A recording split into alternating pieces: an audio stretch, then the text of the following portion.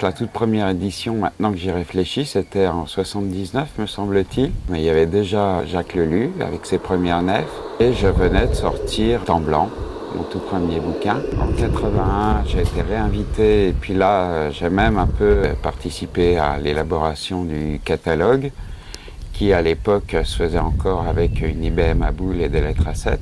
Donc il y avait à nouveau, je crois, Jacques Lelu. C'est là qu'on s'est rencontrés avec toi, Claude, et toute l'équipe de Friction, en fait, qui s'était étoffée avec Didier Cotier, avec Jean-Claude Izard, pas mal déjà d'auteurs plus connus, quoi. Le festival avait un peu plus d'ampleur. On a été invité une autre fois, en 89, l'âge d'or du festival de Rouen. Et là, il y avait pas mal d'invités prestigieux. Je crois qu'il y avait Bilal même, il me semble. Il y avait des gens comme ça. Une première pour moi, parce que je crois que c'est à ce festival-là que, pour la toute première fois, je me suis trouvé à devoir causer devant des gamins. Que j'avais jamais fait. Bon, après, je l'ai fait quelques dizaines de fois depuis. Édition 2005, de nouveau Château de la Roche. C'est là que je retrouve Didier Cotier, Claude Ivance et Danou. Et pas Jacques Lelu, malheureusement, mais peut-être qu'il viendra la prochaine fois. Peu à peu, j'ai découvert que la SF, c'était sous couvert d'une littérature du futur. C'était en fait surtout une littérature du présent, quoi. Par essence, on va décrire un monde. Donc une société, un univers, une société, un monde global en devenir. Et ce monde global en devenir, situé généralement dans le futur, fatalement s'inspire du monde présent, quoi. Les écrivains de SF ne sont pas des voyageurs temporels qui viennent du futur, hein. Ils sont bien, ils vivent dans leur existence quotidienne, donc ils s'inspirent du monde présent, forcément.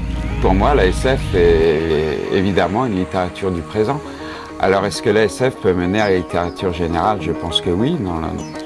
Mais justement, enrichi de cette culture globale que donne la SF, quoi. Quand on écrit une histoire de SF, ça implique d'avoir des connaissances un peu dans un tas de domaines, quoi, historiques, scientifiques, politiques, sociaux, psychologiques, évidemment. La SF, forcément, mène à une culture globale du monde. J'ai en tête un univers, une espèce d'histoire du futur qui, curieusement, a démarré quand j'ai découvert les nefs de Lelu.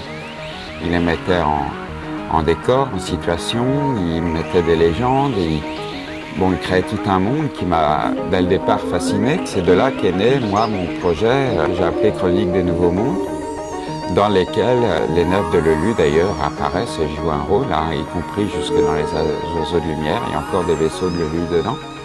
Dernier bouquin paru en 2001. Cet univers s'est concrétisé en roman, 4 ou 5 romans et une bonne quinzaine de nouvelles qui ont été écrites sur 20 ans à peu près, quoi.